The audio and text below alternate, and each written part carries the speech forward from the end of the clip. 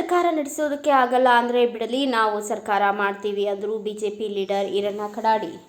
ಕರ್ನಾಟಕ ರಾಜ್ಯ ಸರ್ಕಾರದ ಮುಖ್ಯಮಂತ್ರಿ ಕುರ್ಚಿಯ ಗುದ್ದಾಟಕ್ಕೆ ಸಿಎಂ ಹಾಗೂ ಡಿಸಿಎಂ ನಡುವೆ ಕೋಳಿ ಜಗಳ ಏರ್ಪಟ್ಟಿದ್ದೆ. ಇಂತಹ ಸಂದರ್ಭದಲ್ಲಿ ಚಳಿಗಾಲದ ಅಧಿವೇಶನವು ಹೊಸ್ತಿಲಲ್ಲೇ ಇದೆ. ಇಂತಹ ಸಂದರ್ಭದಲ್ಲಿ ಕಾಂಗ್ರೆಸ್ ಮತ್ತು ಬಿಜೆಪಿ ಪಕ್ಷಗಳ ನಾಯಕರ ನಡುವೆ ಬಿಗ್ ಟಾಕ್ ಫೈಟ್ ನಡೆಯುತ್ತಿದೆ. ಇದರ ಮುಂದುವರಿದ ಭಾಗವಾಗಿ ನಮ್ಮ ನ್ಯೂಸ್ ಸಮೂಹದ ರಾಜ್ಯ ಉಪಸಂಪಾದಕ ಬಸವರಾಜು ಅವರು ಕೇಂದ್ರ ಸರ್ಕಾರದ ರಾಜ್ಯಸಭೆಯ ಸದಸ್ಯರು ಹಾಗೂ ಬಿಜೆಪಿ ಪಕ್ಷದ ಹಿರಿಯ ನಾಯಕರು ಆದ ಈರಣ್ಣ ಕಡಾಡಿ ಅವರೊಂದಿಗೆ ಮುಕ್ತವಾಗಿ ಸಂವಾದ ಮಾಡಿ ವಿವಿಧ ಪ್ರಶ್ನೆಗಳಿಗೆ ಉತ್ತರ ಪಡೆದಿದ್ದಾರೆ. ಇದೇ ಸಂದರ್ಭದಲ್ಲಿ ಬೆಳಗಾವಿ ಜಿಲ್ಲೆಯ ಕಿತ್ತೂರು ತಾಲೂಕಿನ ವೀರಾಪುರ ಹಾಗೂ ಅಮರಾಪುರ ಗ್ರಾಮಗಳಿಗೆ ಹೊಸ ಬಸ್ ತುಂಗುದಾಣಗಳ ನಿರ್ಮಾಣಕ್ಕೆ ಅನುದಾನ ಕೊಡಬೇಕು ಎಂದು ಬಸವರಾಜು ಮನವಿ ಸಲ್ಲಿಸಿದ್ರು. ಬೆಳಗಾವಿಯಲ್ಲಿ ಒಂದ್ ರೀತಿ ಸಾಕಷ್ಟು ನಿರೀಕ್ಷೆ ಆಗಿರ್ತಕ್ಕಂಥ ಒಂದ್ ರೀತಿ ಚಳಿಗಾಲದ ಒಂದ್ ರೀತಿ ಅಧಿವೇಶನ ಸ್ಟಾರ್ಟ್ ಆಗಿರ್ತಕ್ಕಂಥದ್ದು. ಮತ್ತೊಂದ್ ಕಡೆ ಒಂದು ರಾಜ್ಯದ ಸಿಎಂ ಕುರ್ಚಿಗಾಗಿ ಸಾಕಷ್ಟು ಒಂದ್ ರೀತಿ ತಿಕ್ಕಾಟಗಳು ನಡೆದಿರ್ತಕ್ಕಂಥದ್ದು. ಈ ಬಗ್ಗೆ ಸ್ವತಃ ಬಿಜೆಪಿಯ ಹಿರಿಯ ಮುಖಂಡರು, ಕಿತ್ತೂರು ಕರ್ನಾಟಕದ ಹಿರಿಯ ಮುಖಂಡರು, ಹಾಲಿ ರಾಜ್ಯಸಭಾ ಸದಸ್ಯರಾಗಿರ್ತಕ್ಕಂಥ ಶ್ರೀ ಗೌರವಾನ್ವಿತ ಈರಣ್ಣ ಕಡಾಡಿ ಸಾಹೇಬರು ಸಿಕ್ಕಿದ್ರೆ ಅವ್ರ ಜೊತೆ ಸಾಕಷ್ಟು ಅಭಿಪ್ರಾಯಗಳನ್ನ ಹಂಚ್ಕೊಳ್ಳೋಣ. ಸರ್ ನಮಸ್ತೆ. ಸರ್ ಹೇಳಿ ಸರ್, ಇತ್ತೀಚೆಗೆ ಸಾಕಷ್ಟು ಒಂದ್ ರೀತಿ ಅಧಿವೇಶನ ಬೇರೆ ಪ್ರಾರಂಭ ಆಗ್ತಾ ಇದೆ. ಪ್ರತಿ ವರ್ಷನೂ ಸಾಕಷ್ಟು ಸಿದ್ಧತೆಗಳು ನಡೆದಿದ್ವು. ಇಂತಹ ಸಂದರ್ಭದಲ್ಲಿ ಅಧಿವೇಶನ ಒಂದ್ ಕಡೆ ಸಿಎಂ ಕುರ್ಚಿಗಳ ಒಂದ್ ರೀತಿ ಸಾಕಷ್ಟು ಕಿತ್ತಾಟ ಜಾಸ್ತಿ ಆಗಿದೆ. ಕೇವಲ ಈಗ ಕಿತ್ತಾಟ ಆಗಿರುವಂತದ್ದಲ್ಲ, ಈ ರಾಜ್ಯದ ಜನ ಅವರ ಮೇಲೆ ಬಹಳ ದೊಡ್ಡ ಭರವಸೆಯನ್ನು ಇಟ್ಟುಕೊಂಡು ಅತ್ಯಂತ ಹೆಚ್ಚು ಬಹುಮತ ಅಂದ್ರೆ 136 ಸ್ಥಾನಗಳನ್ನು ಗೆಲ್ಲುವ ಮುಖಾಂತರ ಒಂದು ಸ್ಥಿರ ಸರ್ಕಾರ ಕೊಡ್ಬೇಕನ್ನುವಂಥದ್ದು ಜನರ ಬಯಕೆ ಆಗಿತ್ತು. ಆದ್ರೆ ಪ್ರಾರಂಭದ ದಿನದಿಂದ ಮುಖ್ಯಮಂತ್ರಿ ಕುರ್ಚಿನೇ ಸ್ಥಿರ ಇಲ್ಲ. ಒಂದು ಅತಂತ್ರ ಮುಖ್ಯಮಂತ್ರಿ, ಅವರು ಅಡಹಾಕ್ ಮುಖ್ಯಮಂತ್ರಿ ಅಂದ್ರೂ ತಪ್ಪಾಗ್ಲಿಕ್ಕಿಲ್ಲ. ಹೀಗಾಗಿ ಅವರು ಇವತ್ತು ಮುಖ್ಯಮಂತ್ರಿ ಚೇಂಜ್ ಆಗ್ತಾರೆ, ನಾಳೆ ಮುಖ್ಯಮಂತ್ರಿ ಚೇಂಜ್ ಆಗ್ತಾರೆ ಅಂತ ಹೇಳಿ ಪ್ರತಿನಿತ್ಯ ನಾವು ಪತ್ರಿಕೆಗಳಲ್ಲಿ ನೋಡ್ತಾ ಇದ್ದೀವಿ. ಪತ್ರಿಕೆ ತೆಗೆದ ತಕ್ಷಣ ಅಥವಾ ಟಿವಿ ಆನ್ ಮಾಡಿದ ತಕ್ಷಣ ಕೇಳುವಂತ ಮೊದಲನೇ ಸುದ್ದಿ ಏನಂದ್ರೆ ಯಾವ ಬನ ಏನ್ ಮಾಡಿತು, ಯಾವ ಬನ ಯಾವ ಪಟ್ಟ ಹಾಕಿತು ಅಂತ ಹೇಳಿ. ಯಾವುದೇ ಒಬ್ಬ ಮಂತ್ರಿ ಡೆವಲಪ್ಮೆಂಟ್ ಕೆಲಸ ಮಾಡುವಂತದ್ದು ಎಲ್ಲೂ ಕಂಡು ಬರ್ತಾ ಇಲ್ಲ. ಗುದ್ಲಿ ಪೂಜೆ ಇಲ್ಲ ಅಂದ್ರೆ ಅಡಿಗೆಲ್ ಸಮಾರಂಭ ಇಲ್ಲ, ಅಥವಾ ರೆಬನ್ ಕಟ್ ಮಾಡೋದಿಲ್ಲ ಅಂದ್ರೆ ಉದ್ಘಾಟನೆ ಸಮಾರಂಭ ಇಲ್ಲ, ಯಾವುದು ಮಾಡ್ತಾ ಇಲ್ಲ. ಹೀಗಾಗಿ ರಾಜ್ಯದ ಜನರಿಗೆ ಈ ಸರ್ಕಾರ ಬಹಳ ದೊಡ್ಡ ಭ್ರಮನಿರಸನಾಗಿದೆ. ಅಂಥದ್ರಲ್ಲಿ ಪ್ರತಿ ವರ್ಷಕ್ಕೊಂದ್ಸಲ ಕಾಟಾಚಾರಕ್ಕಾಗಿ ಆದ್ರೂ ನಮ್ಮಲ್ಲಿ ಅಧಿವೇಶನ ನಡೀತಾ ಇತ್ತು. ಆ ಅಧಿವೇಶನಕ್ಕೂ ಕೂಡ ಒಂದು ಕರಿಚಾಯಿ ಬಿದ್ದಿದೆ ಅಂತ ನನಗನ್ನಿಸ್ತಾ ಇದೆ. ಯಾಕಂದ್ರೆ ನಾವು ಬಹಳ ದೊಡ್ಡ ನಿರೀಕ್ಷೆ ಇಟ್ಟಿದ್ದೀವಿ. ಒಂದು, ಉತ್ತರ ಕರ್ನಾಟಕದ ಅಭಿವೃದ್ಧಿ ಆಗಬೇಕು. ನೀವು ಯಾವ ರೀತಿ ಅಲ್ಲಿ ಕಲ್ಯಾಣ ಕರ್ನಾಟಕ ಅಂದ್ರೆ ಹೈದರಾಬಾದ್ ಕರ್ನಾಟಕ ಭಾಗದಲ್ಲಿ ಒಂದು ಅಭಿವೃದ್ಧಿ ಮಂಡಳಿ ರಚನೆ ಮಾಡಿ ಅನೇಕ ಸವಲತ್ತುಗಳಲ್ಲಿ ಕೊಟ್ರಿ, ಅದೇ ರೀತಿ ಇಲ್ಲೂ ಕೊಡ್ಬೇಕಾಗಿತ್ತು. ಇಲ್ಲಿ ಕಿತ್ತೂರು ಕರ್ನಾಟಕ ಕೂಡ ಅಭಿವೃದ್ಧಿ ಮಂಡಳಿ ಆಗಬೇಕು, 6,000 ಹಣ ಬಿಡುಗಡೆ ಆಗಬೇಕು ಅನ್ನೋ ಜನರು ಕೂಗಿದೆ. ಮತ್ತು ಅನೇಕ ಜನ ನಿಮ್ಮದೇ ಪಕ್ಷ ಶಾಸಕರು ಡೆವಲಪ್ಮೆಂಟ್ ಆಗ್ಲಿಲ್ಲ ಅಂದ್ರೆ ನಾವು ಉತ್ತರ ಕರ್ನಾಟಕ ರಾಜ್ಯ ಮಾಡ್ಕೋಬೇಕು ಅಂತೇಳಿ ಅವರು ಕೂಡ ಕೂಗು ಹಾಕ್ತಾ ಇದ್ದಾರೆ. ಇದೆಲ್ಲದರ ಬಗ್ಗೆ ಕಬ್ಬು ಬೆಳೆಗಾರರ ಸಮಸ್ಯೆ ಇರ್ಬೋದು, ನಮ್ಮ ಸೋಯಾಬೀನ್ ಬೆಳೆಗಾರರ ಸಮಸ್ಯೆ ಇರ್ಬೋದು, ಹೆಸರು, ಉದ್ದು, ಗೋವಿನ ಜೋಳ, ಈ ತರ ರೈತರ ಸಮಸ್ಯೆ ಕೂಡ ಬಹಳಷ್ಟು ತುಂಬಿ ನಿಂತಿದ್ದಾವೆ. ಹೀಗಾಗಿ ನಾನು ರಾಜ್ಯದ ಮುಖ್ಯಮಂತ್ರಿಗಳಿಗೆ ಒತ್ತಾಯ ಮಾಡ್ತೇನೆ, ತಮ್ಮ ಮೂಲಕ ನಿಮ್ಮ ಪಕ್ಷದ ಆಂತರಿಕ ಸಮಸ್ಯೆಗಳನ್ನ ನೀವು ಬಗೆಹರಿಸಿಕೊಂಡು ಒಂದು ಸುಸೂತ್ರವಾಗಿ ಅಧಿವೇಶನ ನಡೆಯುವಂತೆ ಮಾಡಬೇಕು. ಮತ್ತು ಈ ಅಧಿವೇಶನದಲ್ಲಿ ಒಂದು ಫಲಪ್ರದವಾದಂತ ನಿರ್ಣಯಗಳನ್ನು ಕೂಡ ಹೊರಗೆ ಹಾಕಬೇಕು. ಅದಕ್ಕೆ ಪೂರಕವಾದಂತ ವಾತಾವರಣ ನಿರ್ಮಾಣ ಮಾಡಬೇಕಾದ್ದು ಸರ್ಕಾರದ ಜವಾಬ್ದಾರಿ. ಮತ್ತು ಉಳಿದಂತ ಪಕ್ಷದ ಎಲ್ಲ ಅಂದ್ರೆ ಬಿಜೆಪಿ ಇರ್ಬೋದು, ಕಾಂಗ್ರೆಸ್ ಇರ್ಬೋದು, ಇಲ್ಲಿ ಬಂದಾಗ ಇದೊಂದು ಪಿಕ್ನಿಕ್ ಅಂತೇಳಿ ತಾವು ಭಾವಿಸಲಾರದೆ ಇದು ಅಭಿವೃದ್ಧಿ ಪರವಾದಂತ ಚರ್ಚೆಗಳಾಗೋದ್ರ ಮುಖಾಂತರ ಕಿತ್ತೂರು ಕರ್ನಾಟಕ, ಅದರಲ್ಲೂ ವಿಶೇಷವಾಗಿ ಉತ್ತರ ಕರ್ನಾಟಕ ಡೆವಲಪ್ಮೆಂಟ್ ದೃಷ್ಟಿಯಿಂದ ಚರ್ಚೆ ಆಗ್ಬೇಕನ್ನುವಂತ ಒತ್ತಾಯವನ್ನು ತಮ್ಮ ಮೂಲಕ ನಾನು ಮಾಡ್ತೇನೆ. ಈಗ ನಿಮ್ಮ ಪಕ್ಷ ಸೇರಿದಂತೆ ಸಾಕಷ್ಟು ಜನ ಮುಖಂಡರು ಇರ್ಬೋದು, JDS ಮುಖಂಡರು ಸಾಕಷ್ಟು ಹರಿಯಾಯ್ತವ್ರೆ. ಇಲ್ಲ ಒಂದ್ ಕಡೆ ಅಧಿವೇಶನಕ್ಕಿಂತ ಮುಂಚೆನೆ ಒಂದ್ ರೀತಿ ನಿಮ್ಮ ಈ ಕುರ್ಚಿ ಕಿತ್ತಾಟದ ಒಂದ್ ರೀತಿ ಸ್ಪಷ್ಟತೆ ಪಡ್ಕೊ ಬನ್ನಿ, ಇಲ್ಲೆಲ್ಲ ಬೀರಕ್ ಹೋಗ್ಬೇಡಿ ಅಂತ ಹೇಳ್ಬಿಟ್ಟು ಸಾಕಷ್ಟು ವಾಗ್ದಾಳಿ ನಡೆಸ್ತವ್ರೆ. ಇಲ್ಲ, ನೀವು ಅಧಿವೇಶನ ನಡೆಸಬೇಡ್ರಿ ಅಂತ ಹೇಳೋದು ತಪ್ಪಾಗ್ತದ. ಅಧಿವೇಶನ ನಡಿಲೇಬೇಕು, ಬಗೆಹರಿಸ್ಕೊಂಡ್ ಬರ್ರಿ. ಬಗೆಹರಿಸ್ಕೊಂಡ್ ಬಂದು ಯಾಕೆ ಬಗೆಹರಿಸ್ಕೊಂಡ್ ಬರ್ಬೇಕಂದ್ರ ಚರ್ಚೆ ಕೇವಲ ಮುಖ್ಯಮಂತ್ರಿ ಕುರ್ಚಿ ಸುತ್ತನೇ ಸುತ್ತಾ ಇದೆ. ಆ ಮುಖ್ಯಮಂತ್ರಿ ಕುರ್ಚಿ ಸುತ್ತನೇ ಸುತ್ತಲಾರದೆ ಡೆವಲಪ್ಮೆಂಟ್ ಕೇಂದ್ರ ಮಾಡಿಕೊಂಡು ಅದರ ಸುತ್ತು ಚರ್ಚೆ ಆಗ್ಬೇಕು ಅನ್ನುವಂಥದ್ದು ನಮ್ಮ ಆಗ್ರಹ ಇದೆ. ಆ ಕಾರಣದಿಂದ ಕಾಂಗ್ರೆಸ್ ಪಕ್ಷ ತನ್ನ ಆಂತರಿಕ ವಿಚಾರಗಳನ್ನ ಸಾರ್ವಜನಿಕರ ಮೇಲೆ ಹೇರಿ ಅದೇ ಚರ್ಚೆಯನ್ನ ವಿಧಾನಸಭೆಯಲ್ಲಿ ಮಾಡುವಂತದ್ದು ಆಗಬಾರ್ದು. ಅದು ಡೆವಲಪ್ಮೆಂಟ್ ಚರ್ಚೆ ಆಗ್ಬೇಕಂತ ಹೇಳಿ ಆಗ್ರಹ ಮಾಡ್ತೀವಿ. ಈಗ ಇನ್ನೊಂದು ಸುದ್ದಿ ಆಗಿದೆ, ವಿಶೇಷವಾಗಿ ತಾವು ಬಿಜೆಪಿ ಕಟ್ಟಿ ಬೆಳೆಸಿರ್ತಕ್ಕಂಥ ಮುಖಂಡಗಳಲ್ಲಿ ತಾವು ಸಹ ಒಬ್ರು ತಳಮಟ್ಟದಿಂದ. ಇಂತಹ ಸಂದರ್ಭದಲ್ಲಿ ಹಾಲಿ ಉಪಮುಖ್ಯಮಂತ್ರಿಗಳಾದಂತ ಡಿ.ಕೆ. ಶಿವಕುಮಾರ್ ಅವರು ಇಲ್ಲ ಒಂದ್ ಕಡೆ ಬಿಜೆಪಿಗೆ ಬರ್ತಾರೆ ಅಂತಕ್ಕಂಥದ್ದು ಸಾಕಷ್ಟು ಚರ್ಚೆ ಆಗ್ತದೆ ಸಾಮಾಜಿಕ ಜಾಲತಾಣದಲ್ಲಿ. ಈ ಸಂದರ್ಭದಲ್ಲಿ ನಿಮ್ಮ ಸ್ಟ್ಯಾಂಡ್ ಏನಿದೆ ಸರ್ ಅವ್ರನ್ನ ಸ್ವೀಕಾರ ಮಾಡ್ಲಿಕ್ಕೆ? ಇಲ್ಲ, ಅದು ಪಕ್ಷದ ಹೈಕಮಾಂಡ್ ಅದ್ರ ಬಗ್ಗೆ ನಿರ್ಣಯ ಮಾಡ್ತದ. ರಾಜಕೀಯ ನಿರ್ಣಯಗಳನ್ನ ಅವ್ರು ಮಾಡ್ತಾರ. ನಮ್ಮ ಹಂತದಲ್ಲಿ ಇಲ್ಲದಾರದಂತ ಚರ್ಚೆಗಳನ್ನ ನಾವು ಜಿಲ್ಲೆಯ ಯಾವುದೇ ಲೀಡರ್ಗಳು ಕೂಡ ಮಾಡುವಂತದ್ದು ಅಗತ್ಯ. ಅಲ್ಲ, ಸಮ್ಮತಿ ಪ್ರಶ್ನೆನೇ ಇಲ್ಲ.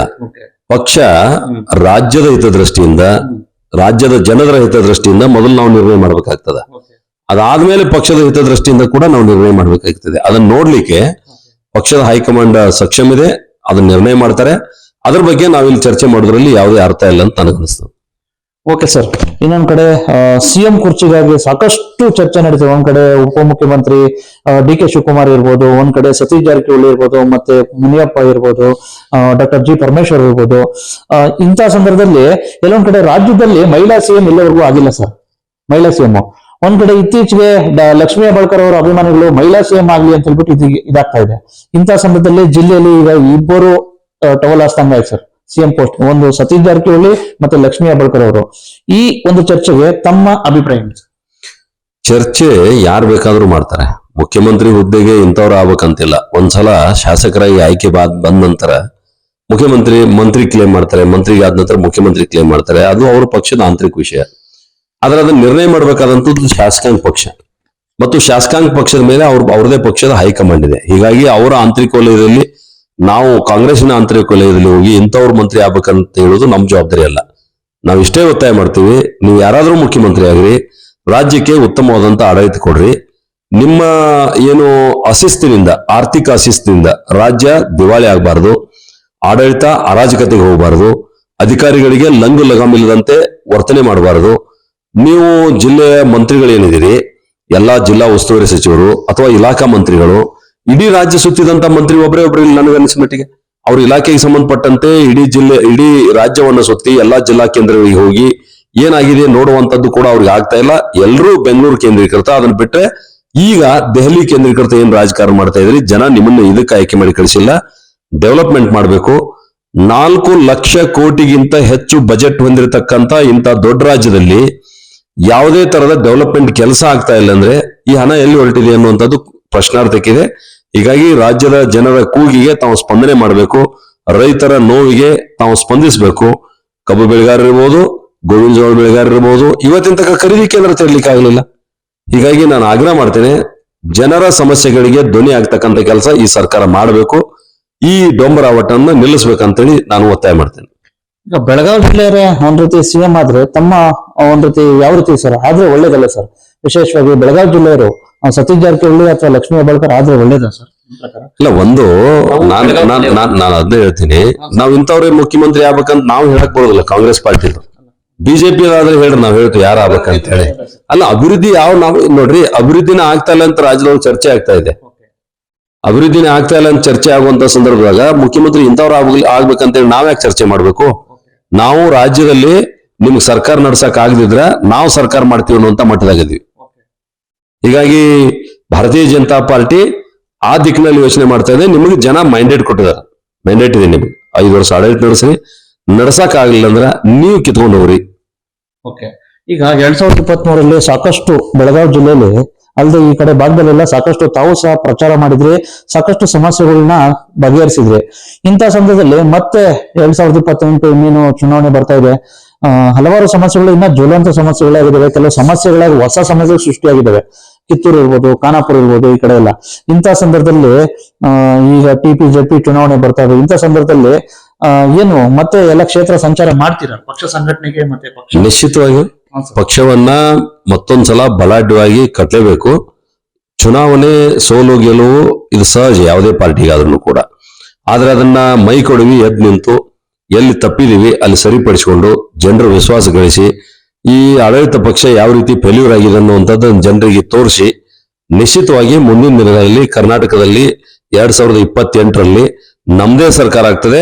ಅದರಲ್ಲಿ ದೊಡ್ಡ ಪಾಲ ಬೆಳಗಾವಿ ಜಿಲ್ಲೆದಿರ್ತದೆ ಅಂತ ಆತ್ಮವಿಶ್ವಾಸ ನಮಗಿದೆ. 5 ವರ್ಷ ಪೂರೈಸ್ತಾ ರಾಜ್ಯಸಭಾ ಸದಸ್ಯ ಮುಕ್ತಾಯ ಆಗ್ತಾ ಇದೆ.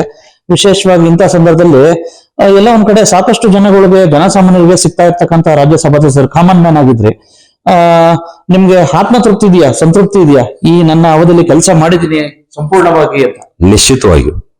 ನಿಶ್ಚಿತವಾಗಿಯೂ ನಾನು ನಿರೀಕ್ಷೆ ಮಾಡದೇ ಇರತಕ್ಕಂತ ಸಂದರ್ಭದಲ್ಲಿ ನಮ್ಮ ರಾಷ್ಟ್ರೀಯ ನಾಯಕತ್ವ ಸನ್ಮಾನ್ಯ ಪ್ರಧಾನಿ ನರೇಂದ್ರ ಮೋದಿ ಅವರು ಇರ್ಬೋದು, ಸನ್ಮಾನ್ಯ ಅಮಿತ್ ಶಾ ಅವರು ಇರ್ಬೋದು, JP ನಡ್ಡಾ ಅವರಿರ್ಬೋದು, ನಮ್ಮ ಸಂಘಟನೆಯಲ್ಲಿ ಆದರಣೀಯ ಸಂತೋಷ್ ಜಿ ಇರ್ಬೋದು, ನಮ್ಮದೇ ಕೇಂದ್ರ ಸಚಿವರಾಗಿರ್ತಕ್ಕಂಥ ಪ್ರಹ್ಲಾದ್ ಜೋಶಿ ಇರ್ಬೋದು ಮತ್ತು ಉಳಿದಂತೆ ರಾಜ್ಯದ ಎಲ್ಲಾ ನಾಯಕರು ಕೂಡ ನನ್ನನ್ನ ಒಮ್ಮತದಿಂದ ಆಯ್ಕೆ ಮಾಡಿ, ಅವಿರೋಧವಾಗಿ ಆಯ್ಕೆ ಮಾಡಿ, ₹1 ಖರ್ಚಿಲ್ಲದಂತೆ ನನ್ನನ್ನು ರಾಜ್ಯಕ್ಕೆ ಕಳಿಸಿದ್ರು.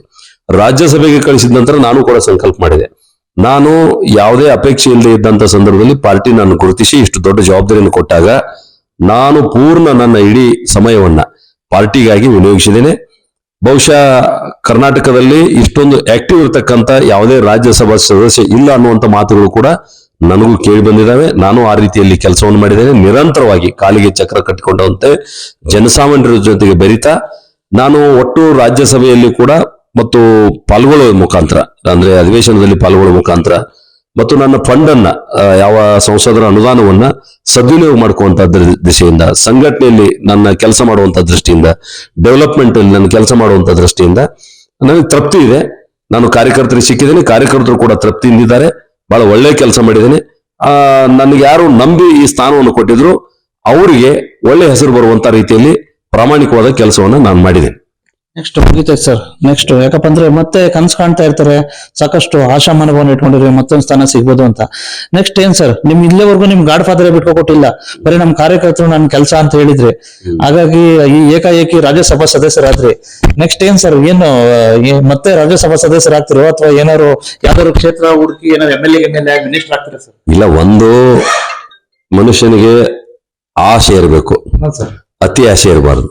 ಸರ್, ರಾಜಕಾರಣದಲ್ಲಿ ನನ್ನ ಪಾರ್ಟಿ ನನಗೆ ಪ್ರಾರಂಭದ ದಿನದಿಂದ ಪಕ್ಷದ ಅನೇಕ ಜವಾಬ್ದಾರಿಗಳನ್ನು ಕೊಟ್ಟು ನಾನು ಒಂದು ಸ್ಟೆಪ್ ಕೂಡ ಹೆಚ್ಚಿಗೆ ಜಂಪ್ ಮಾಡಲಿಲ್ಲ.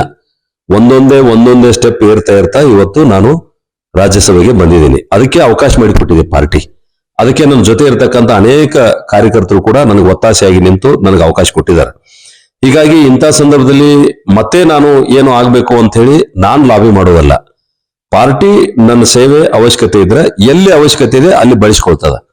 ಒಂದ್ ವೇಳೆ ಸಂಘಟನೆಗೆ ಹೋಗ್ಬೇಕಂದ್ರೆ ಸಂಘಟನೆ ಕೆಲಸ ಮಾಡ್ತೀವಿ, ಇಲ್ಲ ನೀವು ಆಡಳಿತದಾಗಿರ್ಬೇಕಂದ್ರೆ ಆಡಳಿತದ ಕೆಲಸ ಮಾಡ್ತೀವಿ, ಇಲ್ಲ ನೀವು ವಿಶ್ರಾಂತಿ ಪಡಿಬೇಕಂದ್ರೆ ಪಾರ್ಟಿ ಕಚೇರಿಯಲ್ಲಿ ಕಸ ಕೊಡಿಸೋ ಕೆಲಸ ಸಹಿತ ಮಾಡ್ಲಿಕ್ಕೆ ನಾನು ರೆಡಿ ಇದ್ದೀನಿ. ನೀವು ಏನ್ ಕೊಟ್ಟರು ಕೆಲಸ ಮಾಡ್ತೀರಾ? ನಿಶ್ಚಿತವಾಗಿ ನಾನು ಅದನ್ನೇ ಹೇಳಿದೆ. ನೀನು ಪಾರ್ಟಿ ಆಫೀಸ್ ನಲ್ಲಿ ಹೋಗಿ ಕಸ ಗುಡಿಸ್ಬೇಕಂದ್ರೂ ಕಸ ಗುಡಿಸ್ತೀವಿ, ಇಲ್ಲ ನೀವು ನಿಂತು ಆಡಳಿತದಲ್ಲಿ ಪಾಲ್ಗೊಳ್ಬೇಕಂದ್ರೆ ಪಾಲ್ಗೊಳ್ತೀವಿ, ಇಲ್ಲ ನೀವು ಸಂಘಟನೆ ಪರವಾಗಿ ಕೆಲಸ ಮಾಡಬೇಕು, ಸಂಘಟನೆ ಜವಾಬ್ದಾರಿ ತಗೋಬೇಕಂದ್ರೆ ಸಂಘಟನೆ ಜವಾಬ್ದಾರಿ ತಗೋತೀವಿ. ನಮ್ಮನ್ನ ಎಲ್ಲಿ ಬಳಸಿಕೊಳ್ಬೇಕು ಅನ್ನುವಂತ ನಿರ್ಣಯವನ್ನ ಪಕ್ಷ ಮಾಡ್ತದೆ. ಹೀಗಾಗಿ ನಾನು ಅತಿ ಆಸೆ ಇರ್ತದೆ, ಅತಿ ಆಸೆ ನನಗಿಲ್ಲ. 2028ಕ್ಕೆ ನಿಮ್ಮ ಪಕ್ಷ ಅಧಿಕಾರ ತಗೊಬರ್ತೀರಾ? ನಿಶ್ಚಿತವಾಗಿ ಭಾರತೀಯ ಜನತಾ ಪಾರ್ಟಿಯನ್ನ ಮತ್ತೊಂದು ಬಾರಿ ಕರ್ನಾಟಕದಲ್ಲಿ ಅಧಿಕಾರಕ್ಕೆ ತರೋದ್ರ ಮುಖಾಂತರ ಕಾರ್ಯಕರ್ತರಿಗೆ ಏನು ನೋವಾಗಿದೆ ನಮ್ಮ ಸರ್ಕಾರ ಇಲ್ಲ ಅಂತೇಳಿ ಅವರಿಗೆ ಖುಷಿ ಕೊಡ್ತಕ್ಕಂಥ ಕೆಲಸ ನಾವೆಲ್ಲರೂ ಸೇರಿ ಮಾಡುವಂತ ಸಂಕಲ್ಪವನ್ನ ನಾವು ಮಾಡಿದ್ವಿ. ಬ್ಯೂರೋ ರಿಪೋರ್ಟ್ ಬಾಸವರಾಜು, ಭಾರತ ವೈಭವ ನ್ಯೂಸ್, ಬೆಳಗಾವಿ.